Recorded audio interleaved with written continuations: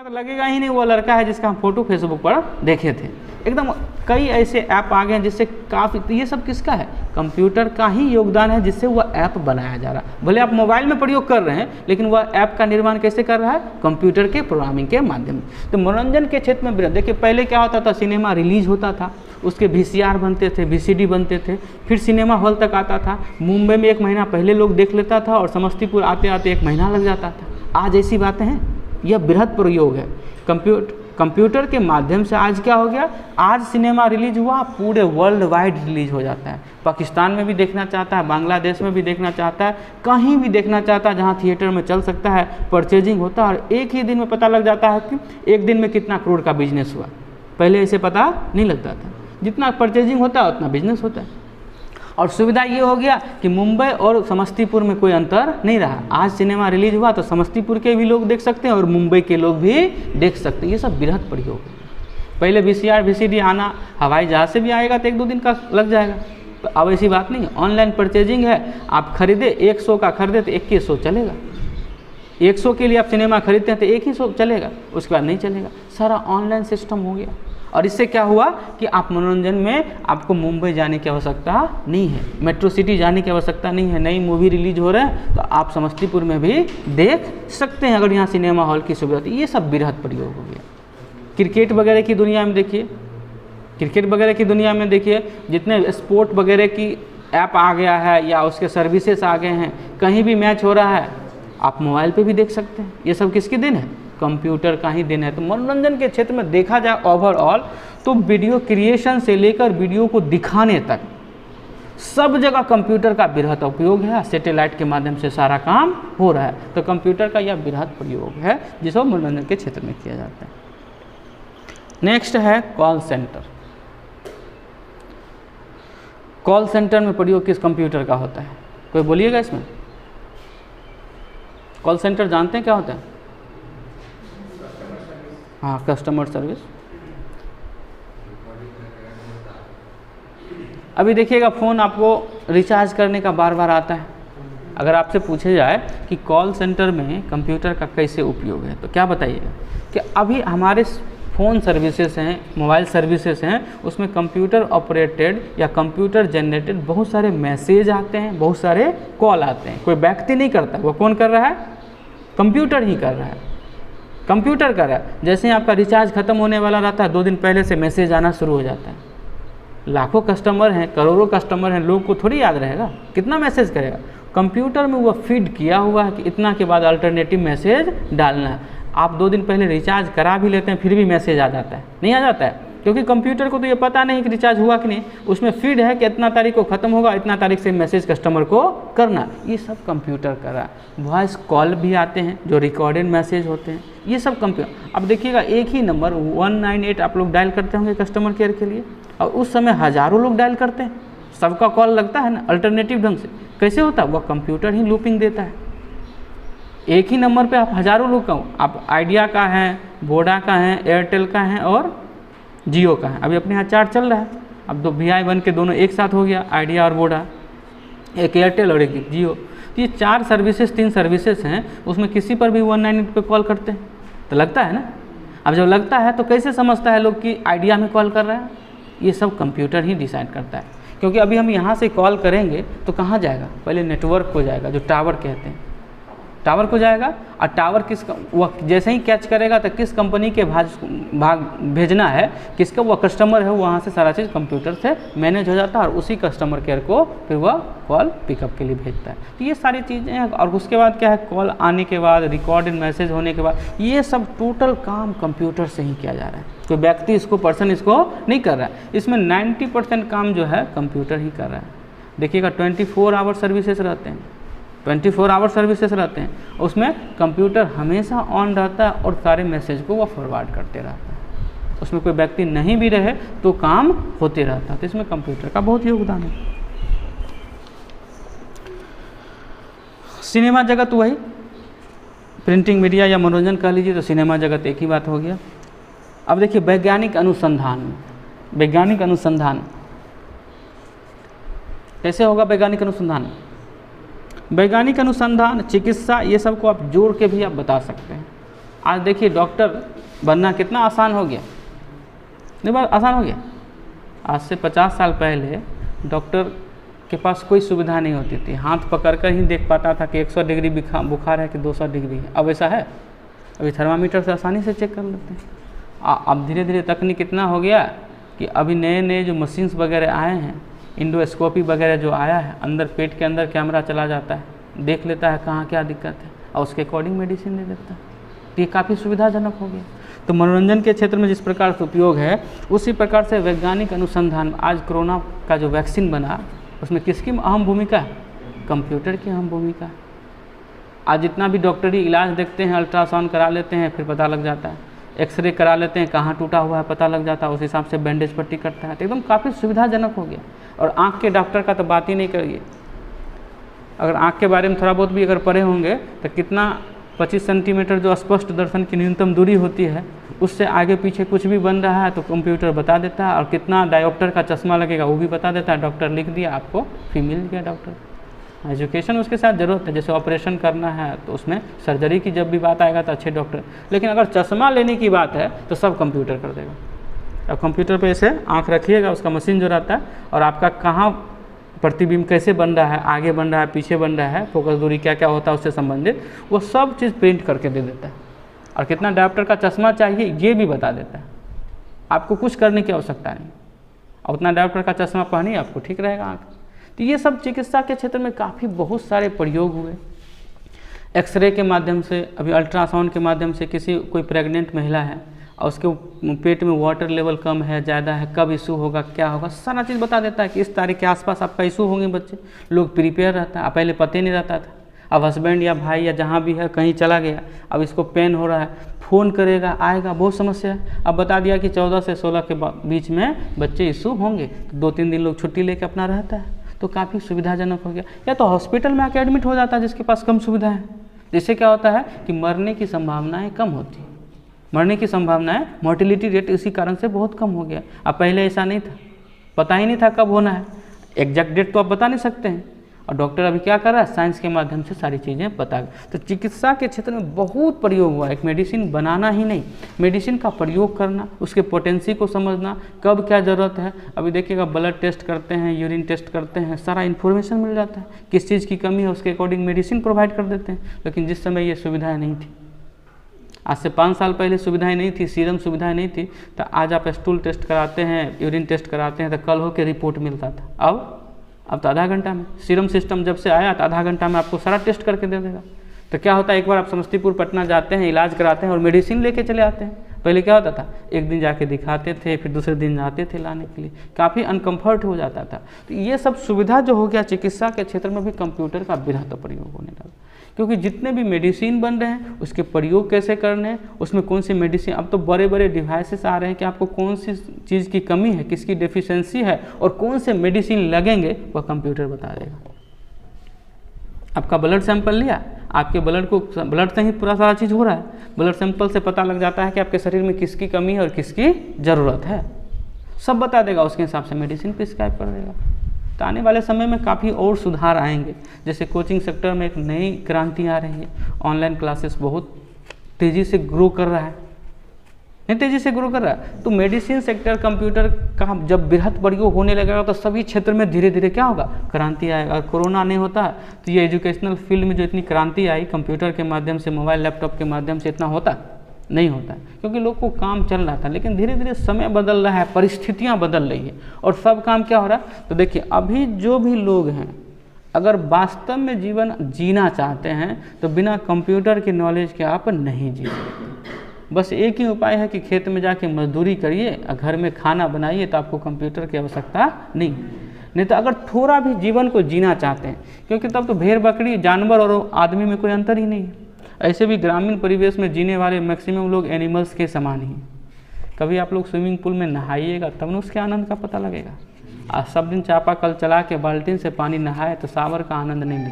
और जो सावर का आनंद एक बार लिया है उसको बाल्टीन में जग से पानी नहाने में अच्छा लगता है, नहीं लगेगा। और जो स्विमिंग पूल में नहाया है तो उसको सावर में भी अच्छा नहीं लगता है। नहीं है तो 500,000 दे के कभी वाटर पार्क वगैरह जाके देखिए, इतना तो कर ही सकते हैं। उसमें जो नहाने का आनंद है तो फिर कहिएगा घर पे नहाने में मन ही नहीं भरता है। तो तो बड़े बड़े वीआईपी लोग को देखिएगा, उसके घरे में वाटर पार्क बना हुआ, स्विमिंग पूल बना हुआ, तो वास्तव में जीवन का तो आनंद वो लोग ले रहा है। हम लोग के घर में दीपावली छठ रहता है तो मम्मी बहन खाने बनाने में व्यस्त रहती है, वो जीवन का आनंद ले पाती है। लेकिन मुकेश अंबानी के घर में होगा तो नीता अंबानी भी पटाखा जलाएगी, उसकी बहू भी पटाखा जलाएगी, खाना बनाने वाला कोई और है नहीं। तो जीवन का आनंद तो वो ले रहा है। हम लोग के घर में शादी होता है तब कौन गेस्ट आया, किसको खिलाना है, उसी में व्यस्त रह जाते हैं, नहीं रह जाते हैं, मिल भी नहीं पाते हैं सही से। लेकिन बड़े बड़े वीआईपी घर में जब शादी होती है उसको देखिएगा एकदम आराम से डांस कर रहा है, एंजॉय कर रहा है, लोगों से मिल रहा है। हम लोग कर पाते हैं? तो हम लोग जीवन का वास्तविक आनंद उठा कहाँ? हम लोग गरीब ही नहीं, निहायत गरीब हैं, जो जिसको भोजन भी सही से नहीं मिल पा रहा है। गरीब नहीं कहिए, इतना गरीब हैं कि एज ए जानवर, एनिमल्स ही हम लोग ट्रीट होते हैं। रोटी सब्जी के अलावा क्या, कभी दूध मिला तो नहीं मिला, एक टाइम मिला तो दूसरे टाइम, क्या तीनों टाइम दूध मिल पाता है? तीनों टाइम फल फ्रूट मिल पाता है? नहीं मिल पाएगा। आज काजू खा लिए तो कल किशमिश खाएंगे, आज आम खा लिए तो कल सेब खाएंगे। लेकिन देखिएगा बड़े बड़े वीआईपी घरों में एकदम टेबल पे सजा हुआ है फ्रूट, सारा चीज़ है। घर एसी का है, लगा हुआ है, तो फ्रूट खराब भी नहीं होता है। हम लोग के यहाँ सर भी जाएगा क्योंकि वो फ्रिज में ही नहीं लगा हुआ ठंडा रहने का, घर में तो है नहीं। और सब देखिएगा टेबल पे सजा हुआ है। तो जीवन का आनंद वो लेता है। हम लोग तो जीवन जी रहे हैं किसी तरह से, एज ए एनिमल्स जी रहे हैं। 10-20-50 हज़ार कमा के आप जीवन थोड़ी जी रहे हैं, किसी प्रकार से काट रहे हैं। लेकिन हम लोग तो उस लेवल पे भी ग्रामीण क्षेत्र में वो भी लेवल नहीं पहुंच पाया कि 50 हज़ार का भी महीना कमा पाए। वो भी नहीं, 10-15 हज़ार महीना में 500 रुपया का रोज है तो वही ना 10 से 15 हज़ार रुपया कमा रहा है। उसमें तो भोजन भी सही से नहीं मिल पा रहा है। मैक्सिमम लोगों की ये स्थिति है कि एक सेट कपड़ा एक साथ नहीं खरीद पाता है। शर्ट पैंट खरीद लिया हो गया, एक सेट तौलिया से लेकर पूरा गारमेंट एक साथ खरीदते हुए देखें ग्रामीण स्तर। आज शर्ट खरीदेगा तो कल जीन्स खरीदेगा, ये स्थिति है। एक सेट कपड़ा, बस शादी वगैरह कोई ओकेजन है तभी एक सेट कपड़ा सही से हो पाता है। नहीं तो ऐसा लड़का हो या लड़की हो, कभी सूट खरीदती है तो कभी चप्पल नहीं खरीद। सेट का मतलब है जूता चप्पल, जो टोटल है एक सेट खरीदेंगे तब ना। ऐसा होता है आज चप्पल खरीदे तो कल नेल पॉलिश खरीदे तो कल दूसरी चीज़ें खरीदे, ऐसा स्थिति बना हो। मतलब एक इक्विपमेंट का जो सिस्टम है उसको भी नहीं फुलफिल कर पा रहे हैं। तो कंप्यूटर वगैरह में देखिए, कंप्यूटर की बात करते हैं तो कंप्यूटर का अलग अलग बृहद प्रयोग हो रहा है, जिसमें चिकित्सा के क्षेत्र में अगर देखा जाए तो चिकित्सा के क्षेत्र में बहुत बड़ा योगदान कंप्यूटर का रहा है। आज CT स्कैन हो गया, सुनते ही होंगे, सोनोग्राफी हो गया, सुनते ही होंगे, वेंटिलेशन वगैरह पे जाना, ये सब सुनते ही होंगे। आदमी मर रहा है, उसको भी बचाने का हर संभव प्रयास किया जा रहा है। ऑक्सीजन लेवल चेक करने से लेकर सारा चीज़, ब्लड प्रेशर से लेकर सारा चीज़ चेक करने की सुविधा है। बात नहीं कीजिए, बाद में बात कर लीजिएगा ना।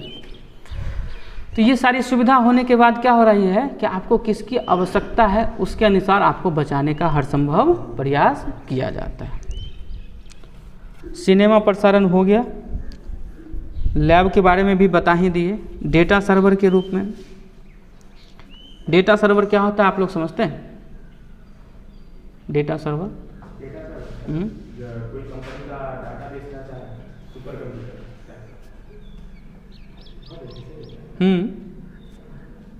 देखिए डेटा सर्वर क्या होता है, एक दिन बताए भी थे, आप लोग उसमें नहीं होंगे, कि डेटा सर्वर का अगर संदर्भ समझना है तो क्या। अगर आपसे पूछे कि डेटा सर्वर के रूप में कंप्यूटर का कैसे प्रयोग होगा, अब आने वाला युद्ध जो होगा ये डेटा वॉर ही होगा। अभी देखिएगा कि आने वाला समय, जैसे एक समय था राजा महाराजा का समय, अगर बात करें तो जितना ज़मीन जो हड़प लेता था उतना बड़ा साम्राज्य होता था, बड़ा साम्राज्य होता था। क्यों?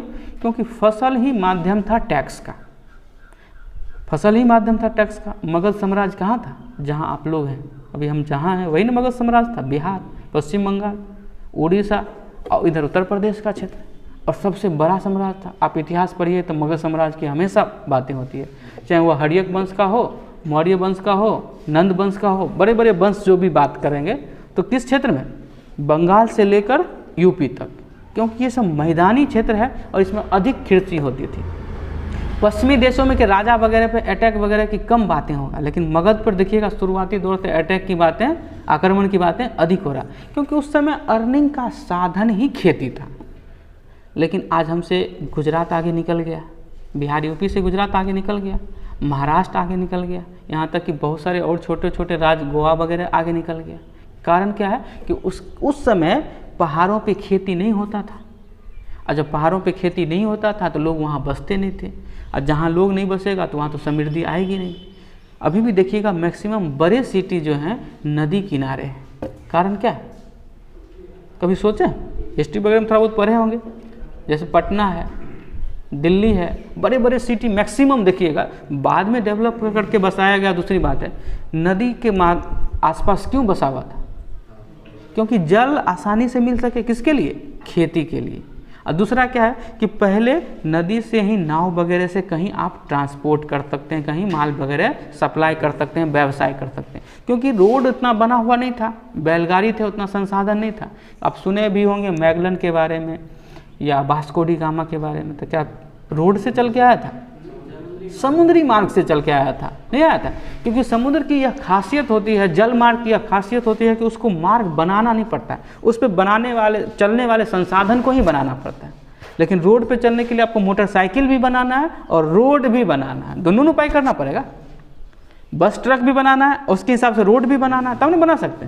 लेकिन समुद्री मार्ग में ऐसी बात है, तो सिर्फ बोट बनाना पड़ता था, तो उसके लिए क्या होता था? बोट के माध्यम से आया। मैक्सिमम देखिएगा मैगलन भी पूरा दुनिया का चक्कर लगाया, तो कैसे लगाया? बोट से ही लगाया। मैगलन के बारे में नहीं पढ़े? नहीं पढ़े तो पढ़िएगा ज्योग्राफी में। तो मैगलन पूरा विश्व का चक्कर लगाया, वही पहला व्यक्ति था कि पूरा ये बताया कि पृथ्वी गोल है एज ए प्रैक्टिकल। ऐसे तो बहुत पहले ही आर्यभट्ट बता दिए थे। और हमारा अगर सनातन धर्म की बात किया जाए तो इसमें बहुत पहले ही सारी चीज़ों की चर्चा है, लेकिन उसका लिखित प्रमाण नहीं है। और दूसरा बहुत सारे कारण हैं, क्योंकि हमारे यहाँ के लोग जो है ना व्यक्तिपरक हैं, इंडिविजुअल बेनिफिट्स देखते हैं हमेशा से। चंद्रशेखर आज़ाद को गोली लगने के पीछे उनके अपने आदमी का ही हाथ था, जयचंद का। वही ने बता दिया था, नहीं जयचंद, हंसराज बता दिया था कि चंद्रशेखर आज़ाद फलना गार्डन में बैठे हुए। पृथ्वीराज चौहान के हारने के पीछे भी जयचंद का हाथ था। इस प्रकार से बड़े बड़े अगर देखिएगा तो हम लोग में अपने ही लोग, गांधी जी को अपने ही लोग मारा, इंदिरा गांधी को अपने ही लोग मारा, नहीं मारा? अच्छे अच्छे नेता, अच्छे अच्छे लोगों को तो अपने ही लोग मारा। तो यहाँ पे व्यक्तिगत बेनिफिट्स के लिए हम लोग कुछ भी करते हैं, यह कमी रही है, इसलिए दूसरे लोग आए और हम पे हमेशा से शासन करते रहे। यूरोप वाले के पास वास्तव में कुछ था ही नहीं, यूरोप वाले के पास वास्तव में कुछ था नहीं, यहाँ से लूट लूट के ले गया, आज वह समृद्ध है। और हम में एकता नहीं है, अभी भी एकता नहीं है। सरकार देखिए शिक्षा मित्र से शुरू किया था, पुलिस मित्र तक आ गया ना, बैंक मित्र आ गया ना। बैंक में बहाली नहीं हो रही है, प्राइवेट से हो रही है। पुलिस की बहाली नहीं हो रही है, प्राइवेट से हो रही है। टीचर की बहाली तो प्राइवेट से हुआ ही, अभी वकील वगैरह की बहाली प्राइवेट से हो रही है। सारा चीज़, रेलवे की बहाली प्राइवेट से होने लगा। आने वाला समय हो जाएगा कि पूरा सिस्टम ही खत्म हो जाएगा, और गरीब को आगे बढ़ने का एक ही माध्यम है गवर्नमेंट जॉब, और कोई माध्यम नहीं। लेकिन क्या है कि जो अमीर लोग ऊपर बैठे हुए हैं उस सिस्टम को भ्रष्ट करते चले जा रहे हैं। तो इस सारी चीज़ों से क्या हो रहा है कि अब देखिए पॉइंट आते हैं डेटा सर्वर का। तो डेटा सर्वर आने वाला समय ही डेटा वॉर होगा। क्यों? क्योंकि उस समय लैंड को कब्जा किया जाता था। लैंड कब्जा करने से क्या हुआ कि जिसके पास बृहद जमीन है वह बृहद साम्राज्य कहलाता था। और चंद्रगुप्त मौर्य के समय में समझिएगा तो वहाँ तक था, अफगानिस्तान तक मगध साम्राज्य था, काबुल, कंधार, सब चीज़ वहाँ तक था, मिला हुआ था। क्योंकि कार्नेलिया से शादी किया था तो आज दहेज मिला था, तो वहाँ तक साम्राज्य बढ़ गया था। तो उस समय बड़े साम्राज्य थे। अब ऐसी बात है, बाबर आया तो उस साम्राज्य को क्या कर दिया? ख़त्म कर दिया। जिसके पास तकनीकी सुविधा होगा, तोप था, वह जीत के चला गया। भारतीयों के पास नहीं था तो हार गया। फिर आने वाला समय अभी जो है डिफेंस का वार चल रहा है। जिसके पास ड्रोन अधिक है, मिसाइल अधिक है, एटम बम जिसके पास है, अधिक शक्तिशाली कहलाता है। और आने वाला समय वो भी ख़त्म हो जाएगा। अभी देखिए इजराइल क्या हाल किए हुए, एक दिन में एक देश को हरा देता है। उसके बाद डेटा सर्विस है, कहते ना कि वहाँ पर उसका कैमरा रहेगा और वहीं से शूट कर देगा, आपको पता भी नहीं लगेगा। आपके मोबाइल के हैक करके मोबाइल को बम बना देगा, मोबाइल ब्लास्ट कर जाएगा, मर जाइएगा। उसके पास ऐसी तकनीक आ गई है। धीरे धीरे वो अब क्या है, छोटा भी देश इतना ताइवान है, कोई लड़ना चाहता है उससे? इतना छोटा इजराइल है, लड़ना चाहता है? उस हिसाब से भारत इतना बड़ा है, नहीं लड़ना चाहता है। यूक्रेन इतना छोटा है, रूस इतना बड़ा है। देखिए अब क्या है कि तकनीकी सुविधा जिसके पास अधिक होगा वह अधिक शक्तिशाली हो जाएगा। यहूदियों की संख्या पूरे विश्व में लगभग 1.5 करोड़ ही है मात्र। अब केवल 1.5 करोड़ होने के बाद भी पूरा दुनिया से वो लड़ सकता है। यहाँ 140 करोड़ होने के बाद भी भारत पाकिस्तान से भिड़ने का हिम्मत नहीं कर रहा है, चाइना से भिड़ने की हिम्मत नहीं कर रहा है। और उसके पास इतना ना तकनीक है कि चाइना को भी हरा सकता है, इतनी क्षमता रखता है। ऐसे एटम बम वाले देश के साथ कोई भिड़ना नहीं चाहता है, क्योंकि जब देख लेगा कि हम मरिए रहे हैं तो एटम बम चला देगा। लेकिन अगर वास्तविक देखा जाए तो छोटा देश होने के बाद भी पूरा अरबियन कंट्री जो है, अरब देश है, सबको डराए हुए, यहाँ तक कि मिस्र वगैरह को भी डराए हुए, जो पुरानी सभ्यता रही है वो सबको भी डराए हुए। अमेरिका भी नहीं भिड़ना चाहता है। तो ये क्या है कि आगे वाला समय जो है डेटा वॉर होगा, जिसके पास अधिक डेटा की सर्विसेज रहेगी वह आगे बढ़ जाएगा। आज हम लोग अमेरिका पे डिपेंडेंट हैं। अमेरिका से क्यों नहीं लड़ सकते हैं कि इंटरनेट बंद कर देगा, गूगल बंद करा तो बैंक ख़त्म हो गया, ट्रेन ख़त्म हो गया, हवाई जहाज़ ख़त्म हो गया, लैंडिंग होगा तो सब तो डेटा के माध्यम से ही हो रहा है ना, इंटरनेट के माध्यम से हो रहा है, सारा चीज़ सिग्नल ले रहा है और ख़त्म कर देगा। भारत के पास अपना बहुत कम सुविधाएं हैं, कम सैटेलाइट्स हैं, उसी पर डिपेंडेंट है। बड़ी बड़ी कंपनियां जो है सब कैलिफोर्निया में बैठी हुई है। तो ये सारी चीज़ें जो होगा आने वाला समय डेटा वॉर ही होगा। जिसके पास अधिक डेटा होगा वो अधिक राइज अप करेगा और डेटे के लिए लड़ाई होगा। अब ज़मीन के लिए ख़त्म हो गया, नहीं ख़त्म हो गया, प्राकृतिक संसाधनों के लिए ख़त्म हो गया, अब डेटा के लिए युद्ध चलेगा। यही है डेटा, मतलब इसका मोबाइल से लेकर कम्युनिकेशन, रेलवे, उसके बाद मान लीजिए हवाई जहाज़, कोई भी बड़ी सर्विसेज है उसमें कहीं ना कहीं कंप्यूटर का डेटा मैनेजमेंट का सिस्टम है। आज बड़े बड़े लोगों का देखिएगा online class, Khan sir, Devikirti sir, सबका अपना डेटा सर्वर है, उससे सारा चीज़ आपको कोर्स प्रोवाइड किया जा रहा है। डेटा सर्वर लॉस्ट तो आपका मोबाइल पे या कंप्यूटर पे क्लास चलेगा ही। तो डेटा सर्वर का बहुत बृहद प्रयोग कंप्यूटर के माध्यम से किया जा रहा है, जिससे लोगों तक काफ़ी सुविधाएं दी जा रही, लोगों को काफ़ी सारा चीज़ को आसानी से उपलब्ध कराया जा रहा है। आगे लिखा हुआ जैसे मोबाइल जैसे अन्य इलेक्ट्रॉनिक संसाधन में त्रुटि या खराब को दूर करने में, अभी देखिएगा छोटे छोटे डिवाइस वगैरह को कंप्यूटर के माध्यम से ठीक किया जाता है। ये सब चीज़ों में कंप्यूटर का प्रयोग हो रहा है। अब देखिए मेन पॉइंट है रेलवे तथा वायुयान आरक्षण में। इसमें आप लोग कुछ बता सकते हैं, रेलवे के क्षेत्र में, वायुयान के क्षेत्र में कैसे प्रयोग होता है? देखिए अगर पूछा जाए कि रेलवे तथा वायुयान के क्षेत्र में आरक्षण में कंप्यूटर का कैसे प्रयोग है, तो आज से 10 साल पहले की अगर बात करें तो आपको दिल्ली जाना तो टिकट कटाने के लिए कहाँ जाना पड़ता था? समस्तीपुर जाना पड़ता था, फॉर्म भरना पड़ता था, लाइन में लगना पड़ता था। फॉर्म भरना नहीं आता है तो किसी को खुशामद करना पड़ता था, नहीं। इसके बाद किस ट्रेन से जाना है वो आपको पता नहीं, उसके लिए पूछताछ करना पड़ता था। संजोग से आप जिस ट्रेन का नाम भर के गए हैं वह ट्रेन खाली नहीं है, टिकट नहीं बन पाता था। अब ऐसा है, आप मोबाइल पर आज चेक कर ले रहे हैं किस ट्रेन में कितना सीट अवेलेबल है और घर से ही बुक कर ले। तो देखिए कितना सुविधा है। आप समस्तीपुर जाते दिन ख़त्म हो जाता, समस्तीपुर जाते भाड़ा लग जाता, लगता ना, या अपना मोटरसाइकिल से जाते तो पेट्रोल का खर्च हो जाता, और किसी भी तो जाते ना वाहन से जाते उसका खर्च हो जाता। अब जाते तो कुछ नाश्ता पानी भी करना पड़ता, नहीं करना पड़ता।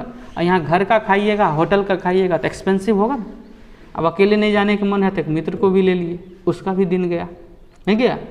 तो इस प्रकार से एक टिकट बनाने के लिए 1000 रुपया ऊपर से खर्च हो जाता था। अब क्या है, हम यहीं बैठे बैठे बना सकते हैं और एक्स्ट्रा चार्ज भी नहीं लग रही है। ये काफ़ी सुविधाजनक हो गया।